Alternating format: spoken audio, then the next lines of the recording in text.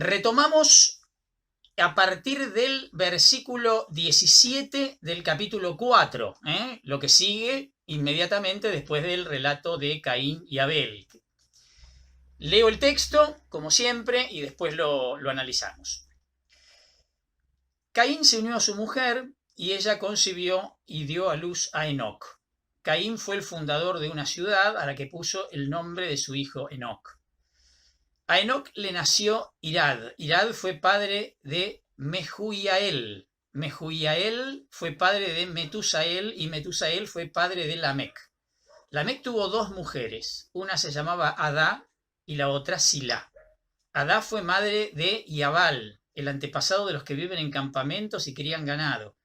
El nombre de su hermano era Yubal, el antepasado de los que tocan la lira y la flauta. Silá, por su parte, fue madre de Tubal-Caín, el antepasado de los forjadores de bronce y de los herreros. Naamá fue hermana de Tubal-Caín. Lamec dijo a sus mujeres, Adá y Silá: escuchen mi voz, mujeres de Lamec, oigan mi palabra. Yo maté a un hombre por una herida y a un muchacho por una contusión. Porque Caín será vengado 7 veces, pero Lamec lo será 77. Adán se unió a su mujer y ella tuvo un hijo al que puso el nombre de Set, diciendo: Dios me dio otro descendiente en lugar de Abel, porque Caín lo mató. También Set tuvo un hijo al que llamó Enos. Fue entonces cuando se comenzó a invocar el nombre del Señor.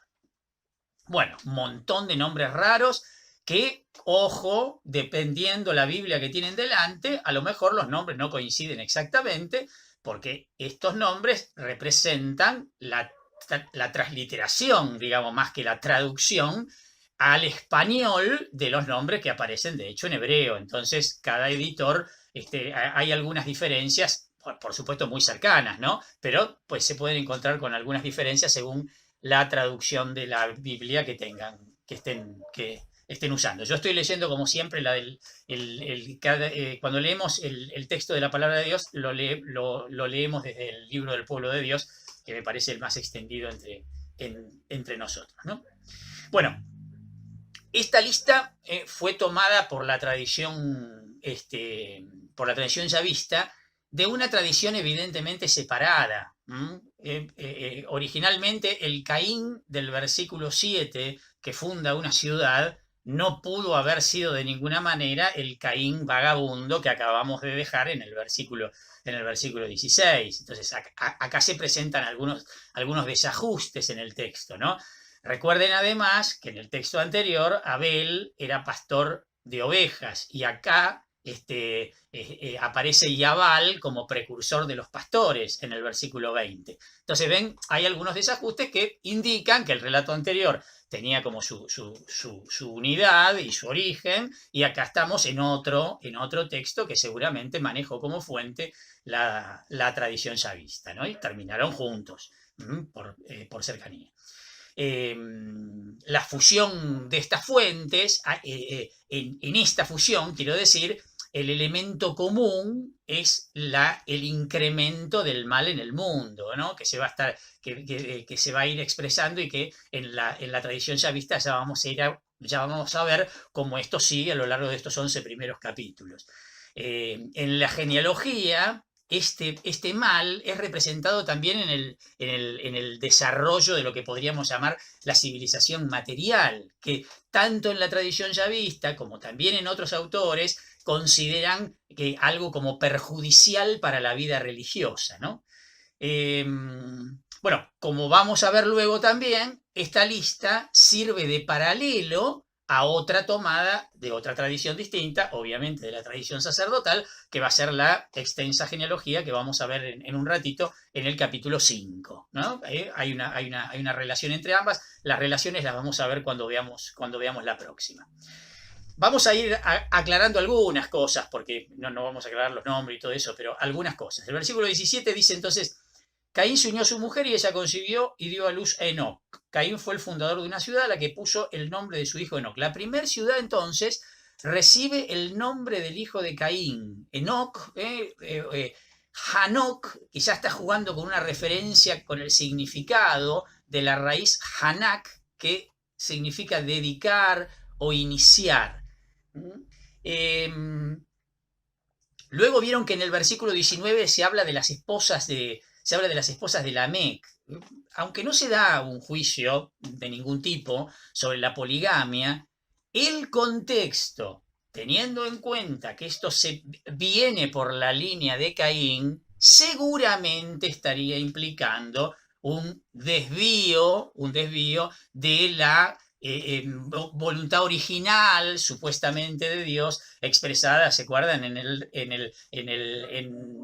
Al final del capítulo 2, donde el hombre se une a su mujer para formar con ella una sola carne, que si bien no explicita la monogamia, se sobreentiende la monogamia en ese texto. Seguramente está expresado esto, ¿no? A los inventores de las distintas ocupaciones, que vienen enseguida, se les dan unos nombres hebreos que están acordes con los nombres hebreos de dichas ocupaciones, ¿no? Por ejemplo, Yabal procede de la raíz Yabal, que significa conducir rebaños. Yubal procede de Yobel, que significa trompeta. Tubal es el nombre de un pueblo que comercia con metales, aparece de hecho en el libro del profeta Ezequiel en el capítulo 27. A este justamente se le añade, dado que el nombre termina siendo Tubal Caín, que significa en herrero en otras lenguas semíticas. No se dice el significado, por ejemplo, de Naamá, Nahamá, que significa linda o graciosa, pero no se explica el significado de esta hermana que aparece entre esta genealogía. Los versículos 23-24 son interesantes, los repito. Lamec dijo a sus mujeres, Adá y Silá: escuchen mi voz, mujeres de Lamec, oigan mi palabra. Yo maté a un hombre por una herida y a un muchacho por una contusión, porque Caín será vengado 7 veces, pero Lamec lo será 77. Es seguramente un antiguo canto de guerra, y que además, bueno, nosotros no lo apreciamos en español, pero está armado con un paralelismo típicamente semita. Parece haber sido en su origen un canto como de jactancia, ¿no? Y el yavista le da un nuevo significado añadiendo el versículo 24 al colocarlo entonces de esa manera en el contexto, en el contexto de todo este capítulo 4, ¿no?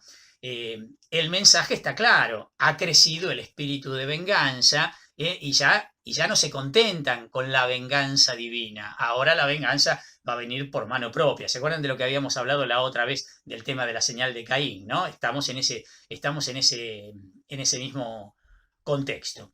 Y finalmente los versículos 25 al 26, Adán se unió a su mujer y ella tuvo un hijo al que puso el nombre de Set, diciendo: Dios me dio otro descendiente en lugar de Abel porque Caín lo mató.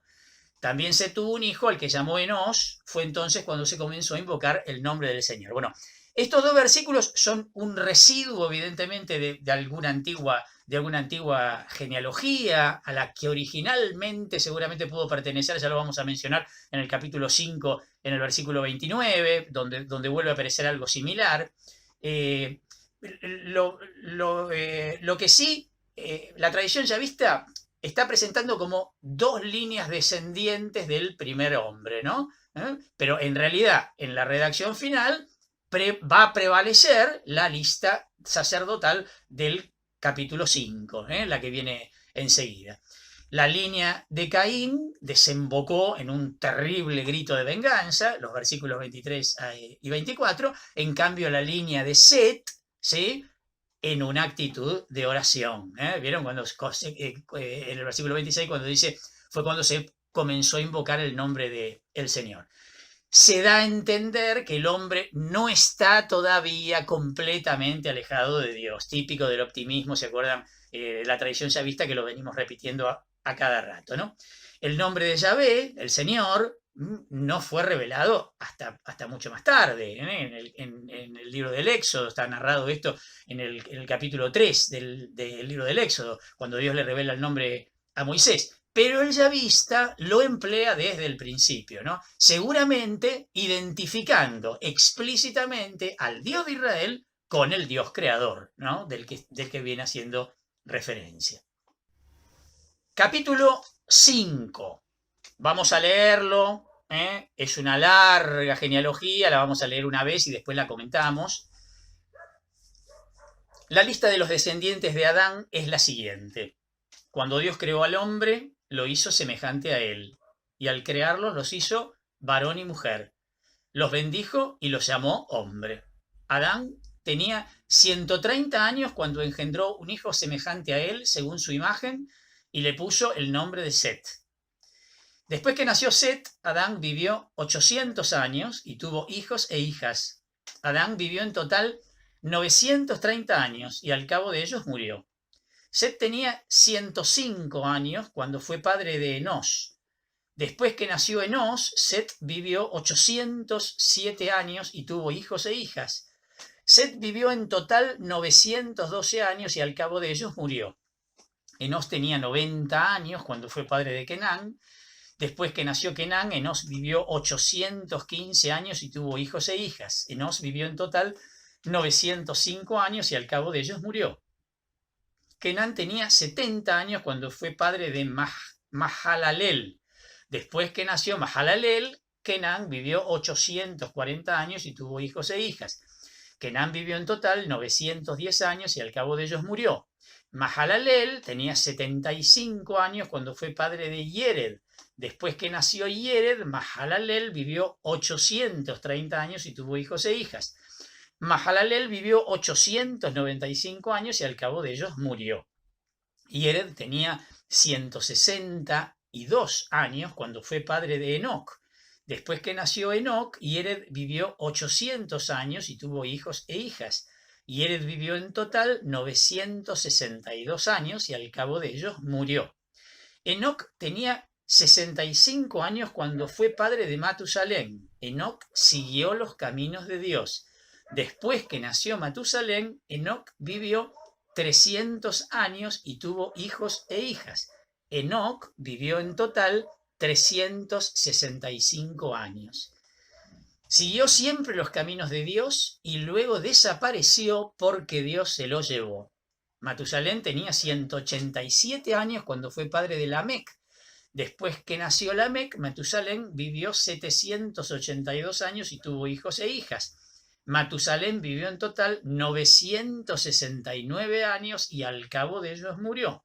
Lamec tenía 182 años cuando fue padre de un hijo al que llamó Noé, diciendo: «Este nos dará un alivio en nuestro trabajo y en la fatiga de nuestras manos, un alivio proveniente del suelo que maldijo el Señor».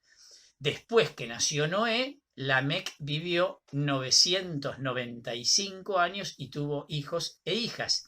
Lamec vivió en total 777 años y al cabo de ellos murió.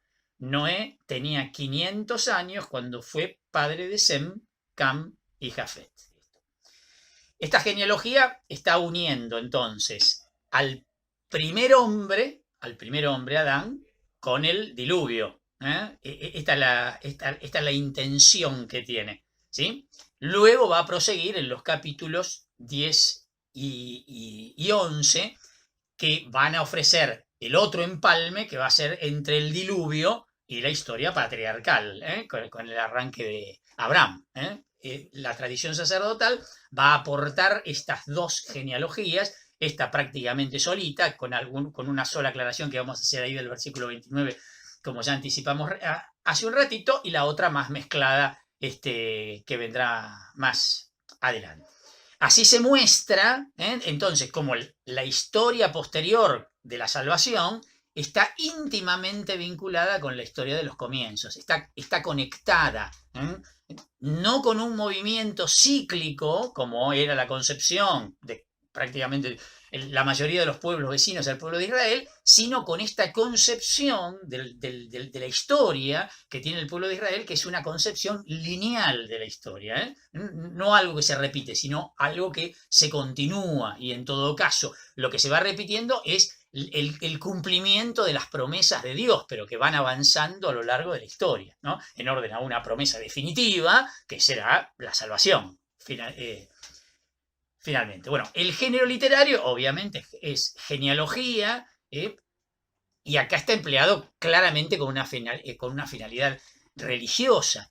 Este género literario era conocido por los pueblos vecinos. Pongo algunos ejemplos. Una lista de reyes babilónicos presenta, igual que aquí, 10 nombres antes del diluvio, el último de los cuales, también como aquí, terminará siendo el héroe del diluvio. En este caso, no, en nuestro caso Noé, en el otro caso es otra persona, pero la intención es la misma.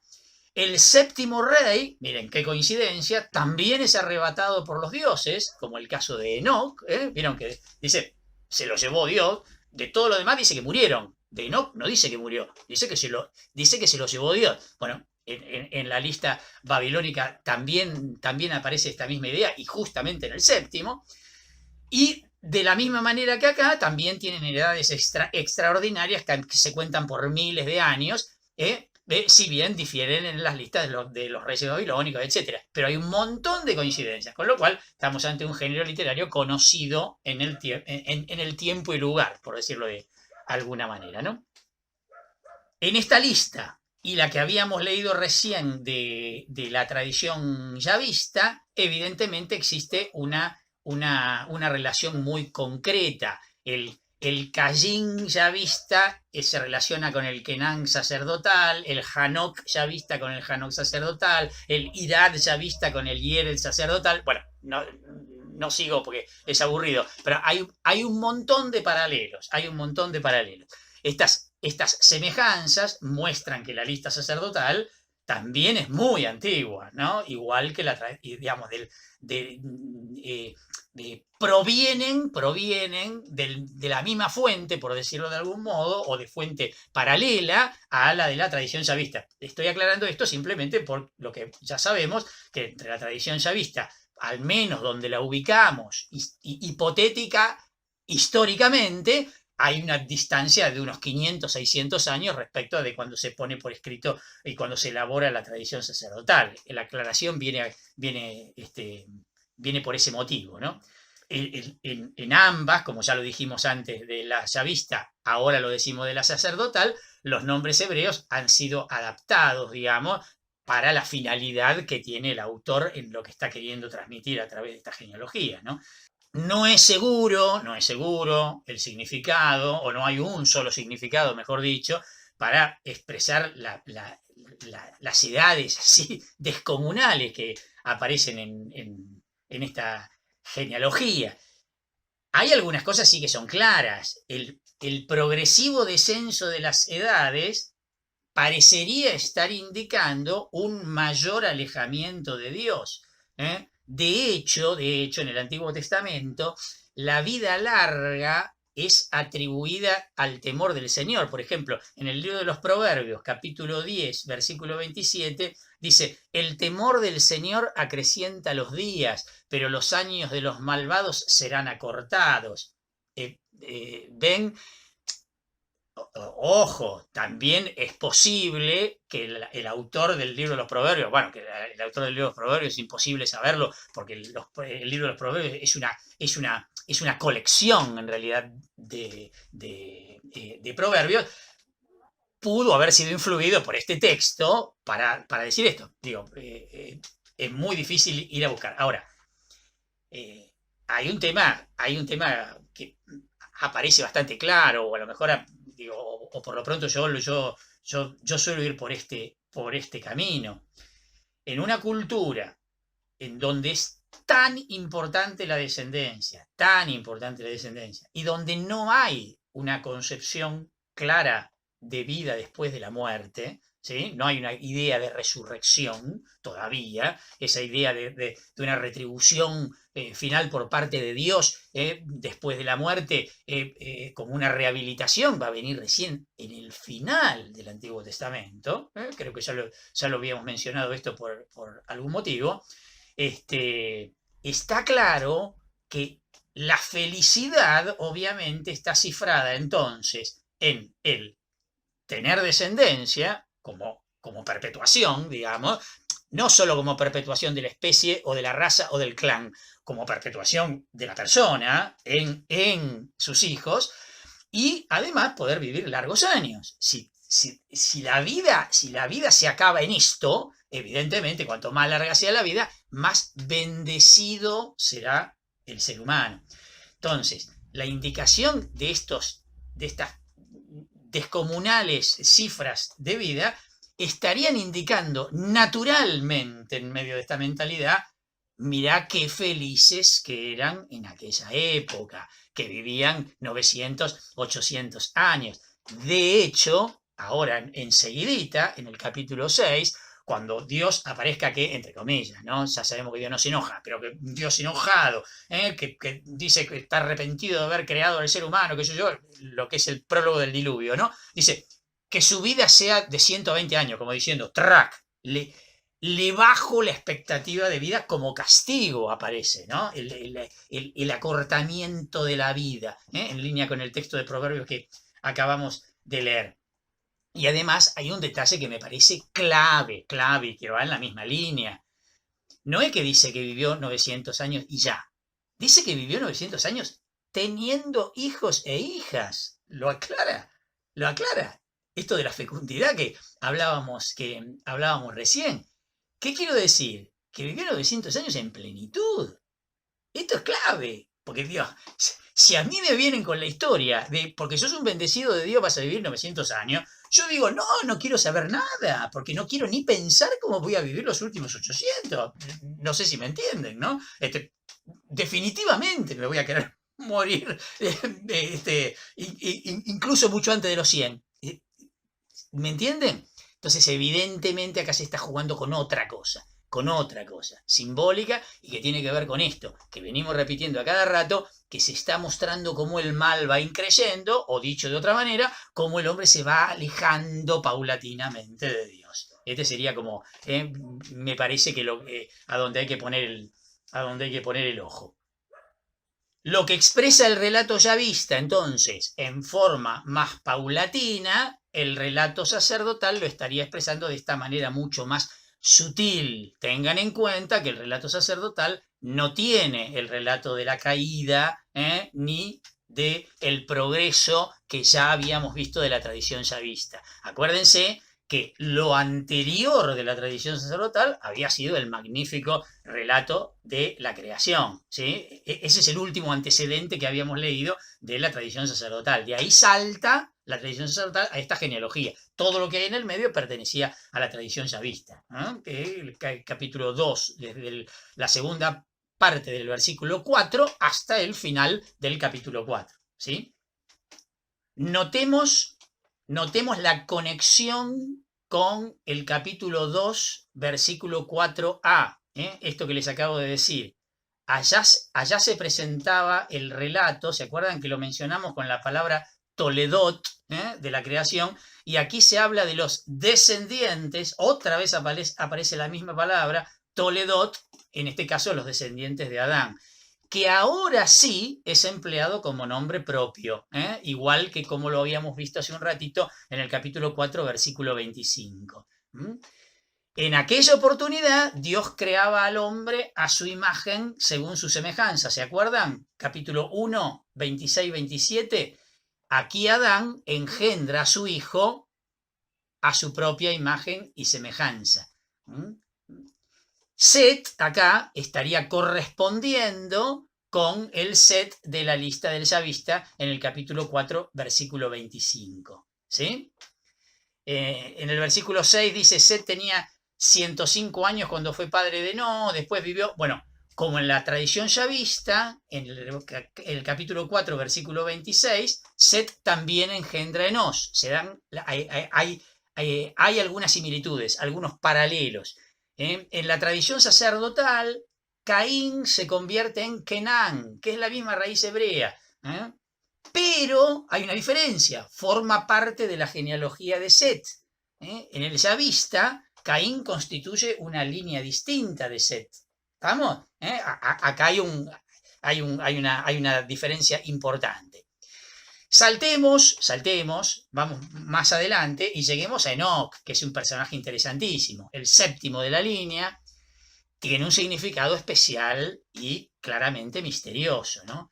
vivió 365 años, ¿no? Un número que corresponde exactamente al número de días del año solar.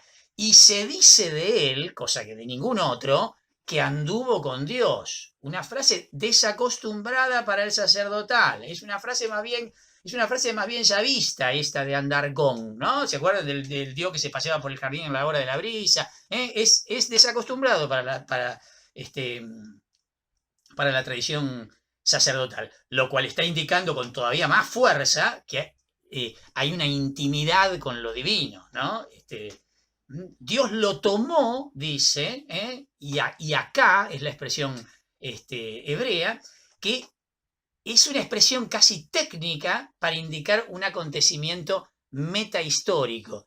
La misma expresión se va a usar en el segundo libro de los Reyes, en el capítulo 2, cuando se hable del único otro personaje del Antiguo Testamento que tampoco murió, que va a ser Elías, que va a ser el profeta Elías. Elías también es arrebatado por Dios ante la vista de su discípulo, Eliseo. Bueno, obviamente estos dos personajes, tanto Enoc como Elías, van a ser fuentes de un montón de literatura y de... Perdón, estoy haciendo referencia a otros textos del Antiguo Testamento en donde se habla de este personaje. En el libro del Eclesiástico, capítulo 44, versículo 16, dice: Enoc agradó al Señor y fue trasladado. Él es modelo de conversión para las generaciones futuras. Y en la carta a los Hebreos, Nuevo Testamento, capítulo 11, versículo 5, dice: por la fe, Enoc fue llevado al cielo sin pasar por la muerte. Nadie pudo encontrarlo porque Dios se lo llevó. Y de él atestigua la Escritura que antes de ser llevado fue agradable a Dios. Como en el mismo texto bíblico se hace referencia de este personaje que aparece acá. Bueno, sigue lo que ya leímos, y este ritmo de la lista sacerdotal entonces es interrumpido por el versículo 29, que seguramente en su origen pertenecería a la tradición yavista. Versículo 29, al que llamó Noé, dice diciendo: este nos dará un alivio en nuestro trabajo y en la fatiga de nuestras manos, un alivio proveniente del suelo que maldijo el Señor. Hay una referencia casi explícita a cuando Dios se dirige, ¿se acuerdan? En el capítulo 3, se dirige al hombre y le dice: maldito sea el suelo por tu causa, etcétera, etcétera. Es una referencia explícita a un texto definitivamente yavista. Entonces, seguramente acá irrumpió este versículo 29. El nombre de Noé, Noaj, está relacionado fonéticamente con la palabra consolar, Naham en hebreo. No se sabe cómo entendió esto el autor. Quizás sea una referencia a la próxima alianza que va a venir en un rato todavía, en el capítulo 9, cuando se termine el diluvio. Nos metemos ahora en el capítulo 6 y acá arranca un temazo de estos 11 primeros capítulos, que es el diluvio. Se nos viene encima el diluvio. A ver, vamos a leer los 4 primeros versículos. Cuando los hombres comenzaron a multiplicarse sobre la tierra y les nacieron hijas, los hijos de Dios vieron que éstas eran hermosas y tomaron como mujeres a todas las que quisieron.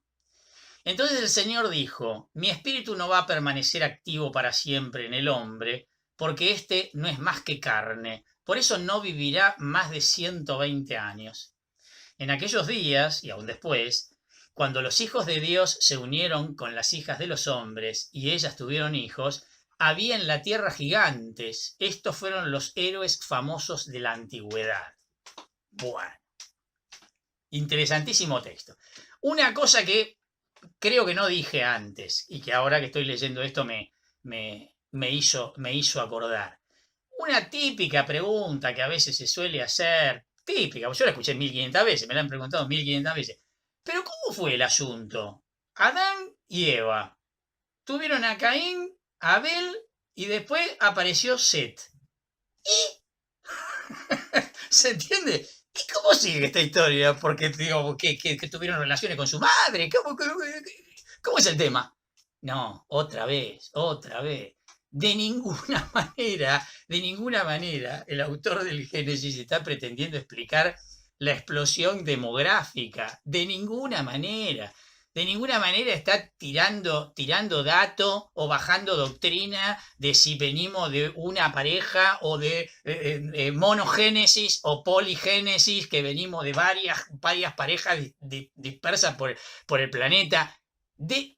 Eso es un tema otra vez que lo tiene que resolver la ciencia, que lo tiene que investigar la ciencia o plantear las hipótesis correspondientes. No es un tema que le interese. De hecho, acuérdense que cuando termina la historia de Caín y Abel, enseguida empieza a fluir la vida. Bueno, y acá otra vez vuelve a aparecer exactamente lo mismo. Entonces, digamos, corramos ese tema, porque no tiene nada que ver, pero nada que ver con lo que estamos viendo acá. De ninguna manera el autor está pretendiendo decir algo coherente en ese sentido.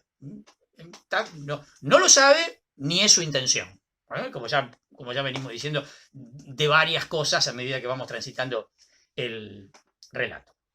Bueno, estos 4 versículos, la ausencia de algún tipo de vinculación narrativa con los relatos anteriores, tanto de la tradición sacerdotal como de la tradición chavista, muestra que estamos ante una leyenda, evidentemente, que le llegó al autor, que fue adaptada solo en líneas como muy generales para que calce dentro de lo que podríamos llamar la teología de la prehistoria, de esta prehistoria bíblica que estamos transitando, ¿no? El texto seguramente es responsabilidad de la tradición chavista, ¿no? Pues estamos diciendo, es algo que recibió la tradición chavista, pero pertenece al cuerpo de lo que llamamos la tradición de la tradición chavista. En línea con los capítulos del 2 al 4, el autor sigue diciendo otra vez que el hombre se sigue alejando de Dios, está cada vez más lejos de Dios. Sea cual fuese el significado del relato primitivo, que por otra parte es un tema mitológico corriente, no es probable, digamos, que el autor esté queriéndole dar un significado especial a estos hijos de Dios, ¿no? Como por ejemplo que los tengamos que identificar con ángeles, o con la línea de Set. Está hablando de los hombres en general, ni tampoco un significado especial a las hijas de los hombres, como que tuviéramos que identificarlas con las mujeres que vienen de la línea de Caín, como alguna vez se ha dicho.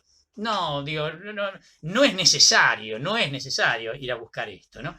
Con respecto a los Nefilim, esto que aparecen los famosos gigantes, la versión de los 70 y la traducción latina, la Vulgata, traduce esta palabra Nefilim por gigantes.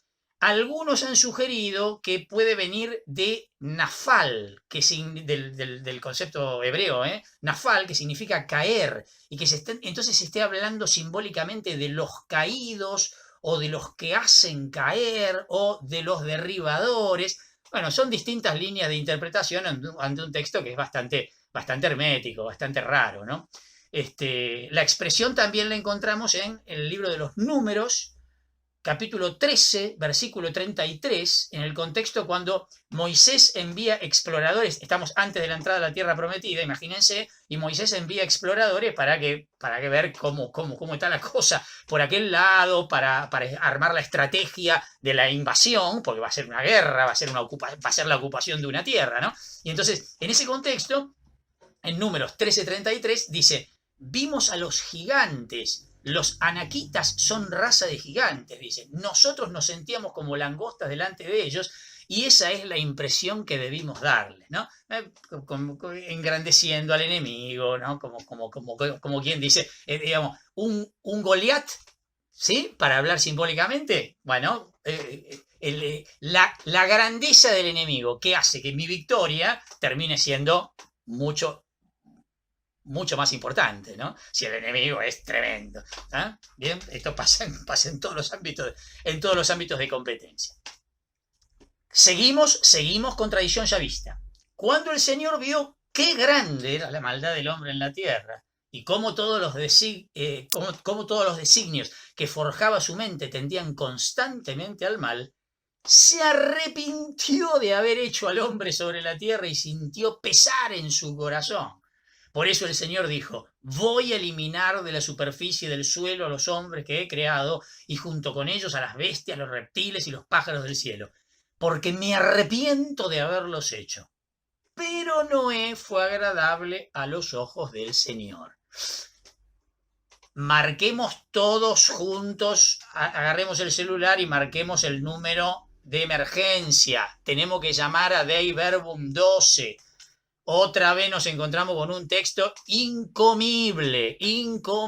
¿Ustedes se lo imaginan a Dios diciendo que se arrepintió de haber creado y con dolor en el corazón porque se arrepintió de haber creado y que ponele que me pueda imaginar simbólicamente a un Dios apenado por el pecado del ser humano? Ponele. Pero que diga: voy a eliminar de la superficie del suelo a los hombres que he creado y a todas las demás bestias pobrecitas que no tienen nada que ver en el asunto. No, evidentemente tenemos que interpretar este texto, tenemos que interpretar qué es lo que quiere decir este texto. A ver, a diferencia de las secciones anteriores de la tradición yavista, acá no depende de ninguna tradición. A diferencia de lo que acabamos de decir, el estilo y la terminología son recontra característicos de la tradición yavista. Y está ofreciendo de algún modo como un análisis personal en donde emite un juicio acerca de lo sucedido, ¿no? Fíjense que los antropomorfismos son muy fuertes. Subrayan el tema de la justicia de Dios, pero también el tema de la misericordia de Dios, en el versículo 8 especialmente: Noé halló gracia a los ojos de Dios. Bueno, y ahora va a venir el tema de que, a pesar de lo que dice acá, va a salvar una parte, por decirlo de alguna manera. Y este pequeño pasaje enlaza teológicamente el pecado del hombre, entonces, o sea, el capítulo 3, con el diluvio. Es una suerte como de transición entre ambos relatos. Sigo leyendo. Leo del versículo 9 al versículo 22. Lo que voy a leer lo anticipo como para que pongan cabeza, ¿no? Tradición sacerdotal es este texto. Esta es la historia de Noé. Noé era un hombre justo, irreprochable entre sus contemporáneos, y siguió siempre los caminos de Dios. Tuvo 3 hijos: Sem, Cam y Jafet. Pero la tierra estaba pervertida a los ojos de Dios y se había llenado de violencia. Al ver que la tierra se había pervertido, porque todos los hombres tenían una conducta depravada, Dios dijo a Noé: he decidido acabar con todos los mortales porque la tierra se ha llenado de violencia a causa de ellos. Por eso los voy a destruir junto con la tierra. Constrúyete una arca de madera resinosa, divídela en compartimientos y recúbrela con betún por dentro y por fuera. Deberás hacerla así. El arca tendrá 150 metros de largo, 30 de ancho y 15 de alto. También le harás un tragaluz y lo terminarás a medio metro de la parte superior. Pondrás la puerta al costado del arca y harás un primero, un segundo y un tercer piso. Yo voy a enviar a la tierra las aguas del diluvio para destruir completamente a todos los seres que tienen un aliento de vida. Todo lo que hay en la tierra perecerá. Pero contigo estableceré mi alianza. Tú entrarás en el arca con tus hijos, tu mujer y las mujeres de tus hijos. También harás entrar en el arca una pareja de cada especie de seres vivientes, de todo lo que es carne, para que sobrevivan contigo. Deberán ser un macho y una hembra. Irá contigo una pareja de cada especie de pájaros, de ganado y de reptiles para que puedan sobrevivir. Además, recoge víveres de toda clase y almacénalos para que te sirvan de alimento a ti y a ellos.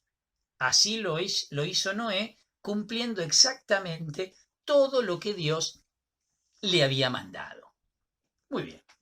A ver, este prólogo sacerdotal coincide en líneas generales con las perspectivas teológicas que venimos viendo de la tradición yavista, pero claramente es mucho menos antropomórfico. ¿Sí? El modo de presentar a Dios evidentemente es distinto de cómo lo presenta la tradición yavista. Arranca con la historia de Noé. Noé era un hombre justo, irreprochable entre sus contemporáneos, siguió siempre los caminos de Dios, tuvo 3 hijos, Sem, Cam y Jafet. El relato de Noé, o genealogía, otra vez vuelve a aparecer el concepto Toledot, incluye de entrada una referencia a la razón de por qué Noé halló gracia a los ojos de Dios. Dice que era justo, o sea, sadik. El término hebreo es sadik, que sería como obediente a las normas de Dios. El tema de la justicia, es intachable, ¿no? Íntegro, la palabra es tamim. A ver, el tema de la justicia es un tema interesante. No vamos a cometer el error de asociar tan fácilmente esto, ¿no? Pero no puedo dejar de decirlo. Uno de tradición yavista, y este es claramente sacerdotal, pero evidentemente que está diciendo que Noé, en el fondo, no es como Adán. Porque, ¿qué fue lo que caracterizó a Adán y Eva en el capítulo 3? Ya sé que es yavista, ya sé que es yavista, pero ¿qué fue lo que caracterizó?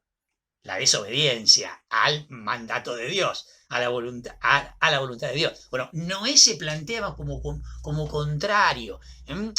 No hace falta que sean de la misma tradición. Tiene que ver con esto que dijimos hace un ratito recién sobre las perspectivas teológicas. Esto es más un concepto universal que un concepto yavista, de que quien cumple la voluntad de Dios está cerca de Dios y quien no la cumple está lejos, ¿no? Felices los que escuchan la palabra de Dios y la practican. Esto es ley. Esto es ley. El que escucha la palabra de Dios y la practica, y esto se mantiene en el Nuevo Testamento, ¿no? No todo el que me dice Señor, Señor entrará en el reino de los cielos, sino el que cumple la palabra. ¿Se acuerdan? El final del Sermón de la Montaña. Bueno, en Mateo, justamente, me voy al Nuevo Testamento, la palabra justicia también tiene un peso importante, aparece muchas veces, muchas veces, no solo en el Sermón de la Montaña. Cuando discuten entre Jesús y Juan el Bautista, porque Juan el Bautista no lo quiere bautizar, porque dice, ¿cómo yo te voy a bautizar a vos? Bueno, ¿qué le responde Jesús? Porque es preciso que se cumpla toda justicia. Bueno, la palabra justicia va a ir tomando un contenido de quién sería el justo, el que vive según la voluntad de Dios, el que acomoda su vida según los preceptos de Dios. Este sería el justo. Mucho más que nuestro concepto de justicia, dar a cada uno lo que corresponde. No, está más asociada a un tema de relación con Dios y en todo caso entonces, por esa relación con Dios, de conducta o de moralidad respecto del obrar del ser humano con los demás. Pero, digo, le tenemos que ver todo este trasfondo. Es una palabra pesada la palabra justicia en la Biblia. Al igual que Enoc, Noé también anduvo con Dios, dice, ¿no? Después sigue, versículo 11 al 13. Pero la tierra estaba pervertida a los ojos de Dios y se había llenado de violencia. Al ver que la tierra se había pervertido, porque todos los hombres tenían una conducta depravada, Dios dijo a Noé, he decidido acabar con todos los mortales porque la tierra se ha llenado de violencia. Bueno, y sigue, ¿no? La palabra violencia, jamás en hebreo, es un término empleado frecuentemente por los profetas que expresa justamente lo contrario, una violación de los derechos divinos. ¿Sí? Este juego que venimos viendo. Notemos entonces el contraste de la reacción divina en 6:12 y en el relato de la creación. 1, 4, 10, etcétera, etcétera. ¿Se acuerdan? y vio que era bueno, vio que era bueno, vio que era bueno. Bueno, ahora Dios ve que está todo mal, digamos, ¿no? Contraste impresionante entre lo que había sido la creación de Dios y lo que está pasando de hecho. Lo que está pasando de hecho. De hecho, perdón. Otra perspectiva teológica que encuentra relación. ¿Se acuerdan la reflexión que hicimos con la tradición yavista? ¿Cuál era el proyecto de Dios? Lo que habíamos hablado de la causa final. ¿Sí? El proyecto de Dios, lo que Dios quería del ser humano era que sea feliz. Jardincito, armonía con la naturaleza, con la mujer, desnudo y no tiene vergüenza. Pero la realidad era el acto 3, ¿se acuerdan, no? Dolor del parto, trabajo, sometimiento, muerte, etcétera, etcétera. Bueno, estamos en una situación muy parecida, como en un esquema mental muy, muy parecido. Versículo 14 al 16. Construyete un arca de madera resinosa, divídela en compartimientos y recúbrela con betún por dentro y por fuera. Deberás hacerla así. El arca tendrá 150 metros. Bueno, y viene la descripción, ¿no? Bueno, acá el autor depende de una fuente antigua. El arca, tebá en hebreo, dice, está cubierta de brea. Es un rasgo típicamente mesopotámico. Y recuerda también el relato del nacimiento de Moisés en el libro del Éxodo capítulo 2. ¿Se acuerdan que el faraón había dado orden de matar a todos los hijos varones? En ese contexto nace Moisés y la mamá de Moisés le pone una canastita. Bueno, ahí dice, cuando ya no pudo ocultarlo más, la mamá de Moisés tomó una cesta de papiro y la impermeabilizó con betún y pez. Lo mismo que acá. Después puso en ella al niño y lo dejó entre los juncos a orilla del Nilo. Pero es una costumbre de impermeabilización de aquella época y de aquel lugar. El texto original habla de, obviamente, mide 300 codos de largo, 50 codos de ancho, 30 codos de alto. El libro del pueblo de Dios tiene la particularidad de cada vez que aparece una unidad de medida la traduce a las nuestras, ¿no? A centímetros, metro y kilómetro. Que en algunos casos nos juega alguna mala pasada, porque muchísimas veces en la Biblia los números no tienen una indicación precisa, sino que muchas veces los números indican símbolos.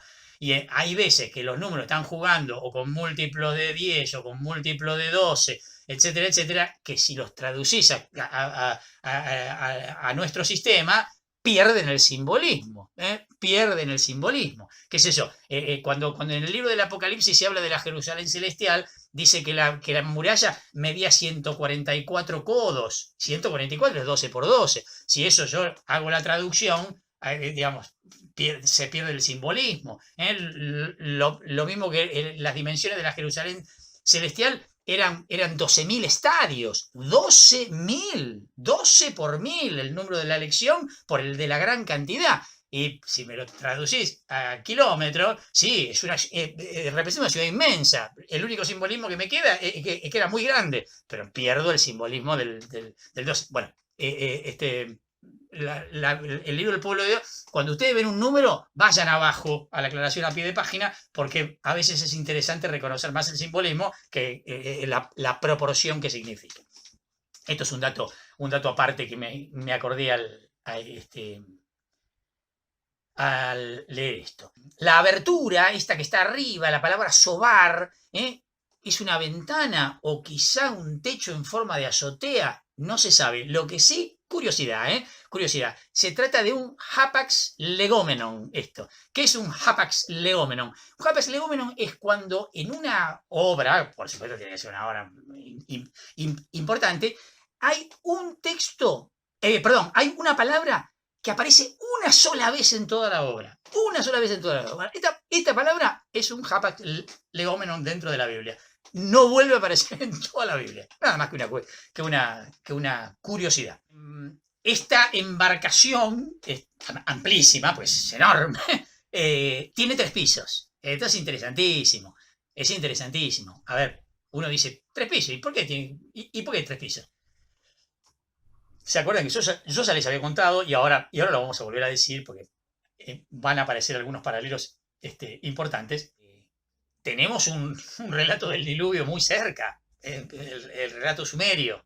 En la epopeya de Gilgamesh aparece el relato del diluvio, el Noé de ellos se llama Utnapishtim, y también es enviado por los dioses a construir el arca. Bueno, ya vamos a hablar. Ahora quiero hablar nada más que de los 3 niveles estos que aparecen acá. El arca de que construye Utnapishtim tiene 7 niveles. Así como esta tiene 3 niveles, aquella tenía 7 pisos.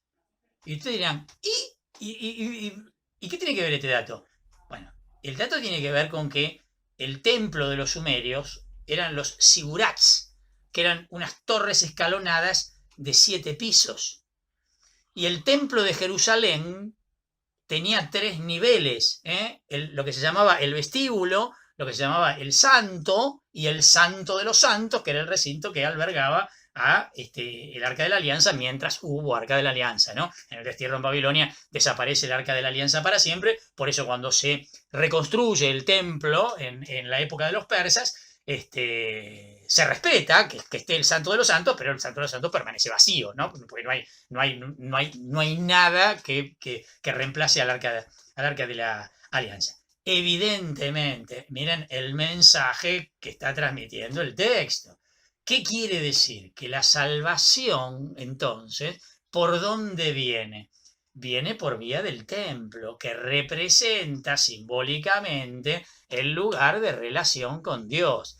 En tanto en cuanto estamos en las cercanías de Dios, en la familiaridad con Dios, Noé anduvo con Dios, etcétera, etcétera. ¿Se acuerdan? El estar en la presencia, Caín se va lejos de la presencia de Dios, metan todo en una bolsa y es magnífico. Tanto en el relato sumerio como en el relato bíblico, el mensaje termina siendo el mismo. La salvación viene por Dios, la salvación viene por los dioses. Fantástica. Estas coincidencias son maravillosas. Continúo, leo 17 y 18. Yo voy a enviar a la tierra las aguas del diluvio para destruir completamente a todos los seres que tienen un aliento de vida. Todo lo que hay en la tierra perecerá, pero contigo estableceré mi alianza. Tú entrarás en el arca con tus hijos, tu mujer y las mujeres de tus hijos. Bueno, dice lo que va a hacer, ya lo había anticipado la tradición yavista, ya lo había dicho antes también la tradición sacerdotal. Acá lo que nos interesa fundamentalmente es el concepto alianza, berit en hebreo. Es una palabra importantísima, es una de las grandes palabras del Antiguo Testamento que es empleada aquí por primera vez. Consignémoslo. Hace su entrada triunfal la palabra Berit en el Antiguo Testamento. Anticipa, obviamente, lo que luego va a aparecer en el capítulo 9. Ya lo habíamos dicho esto en el capítulo 9, cuando el arco iris termine siendo el signo de la alianza de Dios con su nuevo pueblo, por decirlo de alguna manera, cuando bajen las aguas y retorne la vida después del diluvio. Bueno, y termina con la indicación de entrar los animales, no lo leo, versículos 19 al 22. De cada especie animal, dice, se toma una pareja para conservarla, no para que sirva de alimento. ¿Sí? Seguimos con la onda, todavía seguimos con la onda de lo que había dicho el primer relato de la creación, que los animales tenían para comer el pasto verde y el ser humano no se comía los animalitos, comía los frutos de los vegetales, los frutos de la tierra. ¿Estamos? ¿Sí? Sigue todavía esa dinámica. Lo digo así porque ya vamos a ver que a la vuelta del diluvio va a cambiar la onda. ¿Les aclaro que este relato extenso que vamos a leer pertenece a las 2 tradiciones? Acá las 2 tradiciones están mezcladas. Hasta ahora, las tradiciones estaban claramente diferenciadas. Tenían unidades literarias por separado. Esta unidad literaria, como quedó finalmente, pertenece a las 2 tradiciones juntas. en la medida que podamos, vamos a ir diciendo lo que pertenece a una y lo que pertenece a otra. Yo simplemente ahora voy a leer el relato de corrido como para que tengamos todo el contexto y después empezaremos a analizar cómo corresponde. Arrancamos entonces ahora capítulo 7, ¿eh? Miren cómo vamos avanzando. Entonces el Señor dijo a Noé: entra en el arca junto con toda tu familia, porque he visto que eres el único verdaderamente justo en medio de esta generación. Lleva 7 parejas de todas las especies de animales puros y una pareja de los impuros, los machos con sus hembras. También 7 parejas de todas las clases de pájaros para perpetuar sus especies sobre la tierra. Porque dentro de 7 días haré llover durante 40 días y 40 noches y eliminaré de la superficie de la tierra a todos los seres que hice. Y Noé cumplió la orden que Dios le dio. Cuando las aguas del diluvio se precipitaron sobre la tierra, Noé tenía 600 años. Entonces entró en el arca con sus hijos, su mujer y las mujeres de sus hijos para salvarse de las aguas del diluvio. Y los animales puros, los impuros, los pájaros y todos los seres que se arrastran por el suelo entraron por parejas con él en el arca como Dios se los había ordenado, se los había mandado. A los 7 días, las aguas del diluvio cayeron sobre la tierra. Noé tenía 600 años y era el 17º día del segundo mes. Ese día desbordaron las fuentes del gran océano y se abrieron las cataratas del cielo. Y una fuerte lluvia cayó sobre la tierra durante 40 días y 40 noches. Ese mismo día había entrado en el arca Noé, sus hijos, Sem, Cam y Jafet, su mujer y las 3 mujeres de sus hijos, y junto con ellos los animales de todas las especies, las fieras, el ganado, los reptiles, los pájaros y todos los demás animales con alas. Todas las clases de seres que están animados por un aliento de vida entraron con Noé en el arca y lo hicieron por parejas, machos y hembras, como Dios se lo había ordenado. Entonces el Señor cerró el arca detrás de Noé. El diluvio se precipitó sobre la tierra durante 40 días. A medida que las aguas iban creciendo, llevaban el arca hacia arriba y ésta se elevó por encima de la tierra. Las aguas subían de nivel y crecían desmesuradamente sobre la tierra, mientras el arca flotaba en la superficie. Así continuaron subiendo cada vez más hasta que en todas partes quedaron sumergidas las montañas, incluso las más elevadas. El nivel de las aguas subió más de 7 metros por encima de las montañas. Entonces perecieron todos los seres que se movían sobre la tierra, los pájaros, el ganado, las fieras, todos los animales que se arrastran por el suelo y también los hombres. Murió todo lo que tenía un aliento de vida en sus narices, todo lo que estaba sobre el suelo firme. Así fueron eliminados todos los seres que había en la tierra, desde el hombre hasta el ganado, los reptiles y los pájaros del cielo. Solo quedó Noé y los que estaban con él en el arca. Y las aguas inundaron la tierra por espacio de 150 días. Entramos en el capítulo 8. Pues sigue, el relato sigue. Entonces Dios se acordó de Noé y de todos los animales salvajes y domésticos que estaban con él en el arca. Hizo soplar un viento sobre la tierra y las aguas empezaron a bajar. Se cerraron las fuentes del océano y las compuertas del cielo y cesó la fuerte lluvia que caía del cielo. Poco a poco las aguas se fueron retirando de la tierra y al cabo de 150 días ya habían disminuido tanto que el 17º día del 7º mes el arca se detuvo sobre las montañas de Ararat. Así continuaron disminuyendo paulatinamente hasta el 10º mes y el primer día del 10º mes aparecieron las cimas de las montañas. Al cabo de 40 días Noé abrió la ventana que había hecho en el arca y soltó un cuervo, el cual revoloteó yendo y viniendo hasta que la tierra estuvo seca. Después soltó una paloma para ver si las aguas ya habían bajado, pero la paloma no pudo encontrar un lugar donde apoyarse y regresó al arca porque el agua aún cubría toda la tierra. Noé extendió su mano, la tomó y la introdujo con él en el arca. Luego esperó 7 días más y volvió a soltar la paloma fuera del arca. Esta regresó al atardecer trayendo en su pico una rama verde de olivo. Así supo Noé que las aguas habían terminado de bajar. Esperó otros 7 días y la soltó nuevamente, pero esta vez la paloma no volvió. La tierra comenzó a secarse en el año 601 de la vida de Noé, el primer día del mes. Noé retiró el techo del arca y vio que la tierra se estaba secando. Y el 27º día del mes la tierra ya estaba seca. Entonces Dios dijo a Noé: sal del arca con tu mujer, tus hijos y las mujeres de tus hijos. saca también a todos los seres vivientes que están contigo, aves, ganado o cualquier clase de animales que se arrastran por el suelo, y que ellos llenen la tierra, sean fecundos y se multipliquen. Noé salió acompañado de sus hijos, de su mujer y de las mujeres de sus hijos. Todo lo que se mueve por el suelo, todas las bestias, todos los reptiles y todos los pájaros salieron del arca, un grupo detrás del otro. Luego Noé levantó un altar al Señor y, tomando animales puros y pájaros puros de todas clases, ofreció holocaustos sobre el altar. Cuando el Señor aspiró el aroma agradable, se dijo a sí mismo: nunca más volveré a maldecir el suelo por causa del hombre, porque los designios del corazón humano son malos desde su juventud, ni tampoco volveré a castigar a todos los seres vivientes como acabo de hacerlo.